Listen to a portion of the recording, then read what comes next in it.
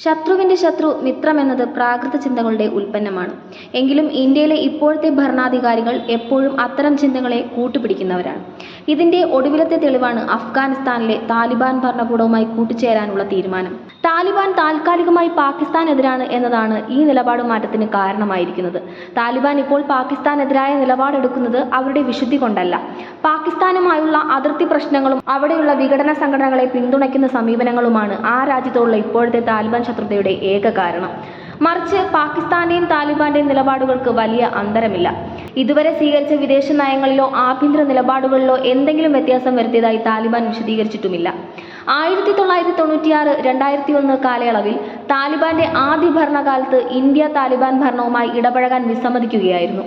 ആ രാജ്യത്ത് ആഭ്യന്തര കലാപം സൃഷ്ടിക്കുകയും തെരഞ്ഞെടുക്കപ്പെട്ട സർക്കാരിനെ അട്ടിമറിക്കുന്നതിന് കൂട്ടുനിൽക്കുകയും ചെയ്തവരായിരുന്നു താലിബാൻ. രാജ്യത്തിന്റെ ഭരണ കയ്യേറ്റം അവർ അടുത്ത യാഥാസ്ഥിതിക നിലപാടുകളാണ് സ്വീകരിച്ചത്. അതുകൊണ്ട് തന്നെ താലിബാൻ അധികാരത്തിൽ വന്നതോടെ ഇന്ത്യ കാബൂളിലെ എംബസി അടച്ചുപൂട്ടുകയും ചെയ്തു. അന്ന് താലിബാനെ അംഗീകരിച്ച രാജ്യങ്ങളിൽ പാകിസ്ഥാനും ഉണ്ടായിരുന്നു.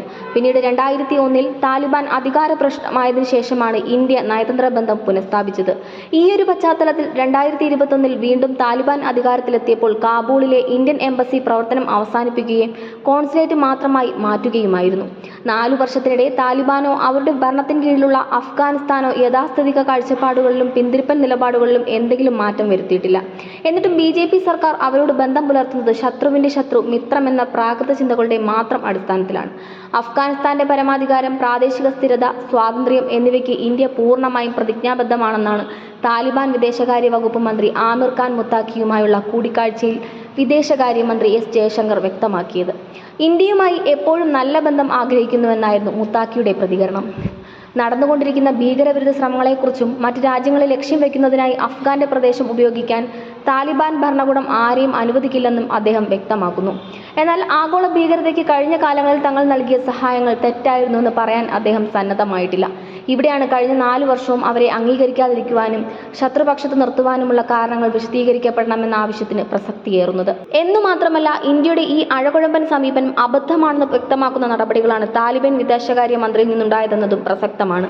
വാർത്താ സമ്മേളനത്തിൽ വനിതാ മാധ്യമ പ്രവർത്തകരെ ഒഴിവാക്കിയുള്ള അവരുടെ സമീപനം തങ്ങളുടെ യാഥാസ്ഥിതികത്വം അഫ്ഗാനിൽ മാത്രമല്ല എവിടെയും മാറ്റാൻ ഒരുക്കമല്ലെന്ന ധാർഷ്ട്യപ്രകരണം കൂടിയാണ്. തങ്ങളല്ല വാർത്താ സമ്മേളനം വിളിച്ചതെന്ന ഇന്ത്യയുടെ വിശദീകരണം വില കുറഞ്ഞ ന്യായീകരണം മാത്രമായേ കണക്കാക്കാനാവുകയുള്ളൂ. എന്നാൽ പ്രതിപക്ഷ പാർട്ടികളും മാധ്യമ സംഘടനകളും പുരോഗമന പ്രസ്ഥാനങ്ങളും നടപടിക്കെതിരെ ശക്തമായി രംഗത്തെത്തി.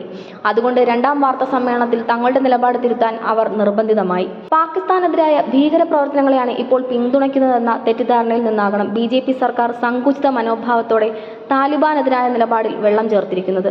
കഴിഞ്ഞ ദിവസങ്ങളിൽ പാകിസ്ഥാനുമായി ഏറ്റുമുട്ടിക്കൊണ്ട് താലിബാൻ BJP സർക്കാരിന്റെ തെറ്റിദ്ധാരണയെ സ്ഥിരീകരിക്കുന്നുമുണ്ട്. പക്ഷേ ഏതു നിമിഷവും ഇന്ത്യയിലെ ഭീകരപ്രവർത്തനങ്ങളെ സഹായിക്കുവാൻ താലിബാൻ സന്നദ്ധമാകില്ലെന്ന് ഉറപ്പിക്കാനാകില്ല. ഇപ്പോൾ മുത്താഖിയുടെ സന്ദർശനം തന്നെ വളരെ വർഷങ്ങളായി നിലവിലുള്ള വിലക്കിൽ നിന്ന് ഐക്യരാഷ്ട്രസഭ സുരക്ഷാ കൗൺസിൽ കമ്മിറ്റി താൽക്കാലിക യാത്രാ ഇളവ് അനുവദിച്ചതിനെ തുടർന്നായിരുന്നു.